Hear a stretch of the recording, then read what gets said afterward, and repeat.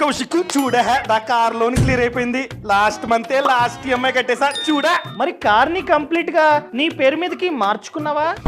నా పేరు మీదకి మార్చుకోవడం ఏంటి? కార్ నాదే కదా, నా పేరు మీద ఉంది కదా. మనమే కనుక కార్ లోన్ తీసుకుంటే ఎంతైతే కార్ లోన్ కి అప్లై చేసామో అంత డబ్బుని బ్యాంకు డైరెక్ట్ గా కార్ షోరూమ్ బ్యాంక్ అకౌంట్ లో వేస్తుంది. సో ఆ లోన్ క్లియర్ అయ్యేంత వరకు మనతో పాటు బ్యాంకు కూడా మన కార్ కి ఓనరే. పొరపాటున మనం కనుక ఈ లోన్ ని ఎగ్గొట్టేస్తే బ్యాంక్ వచ్చి మన కార్ ని స్వాధీనం చేసుకుంటుంది. అందుకనే మన కార్ ఆర్సీ లో ఫైనాన్సర్ నేమ్ అని బ్యాంకు నేమ్ కూడా ఉంటుంది. అవును, నా కార్ ఆర్సీ మీద బ్యాంక్ పేరుంది. దీన్ని ఏ విధంగా తీయాలి ఆర్సీలో?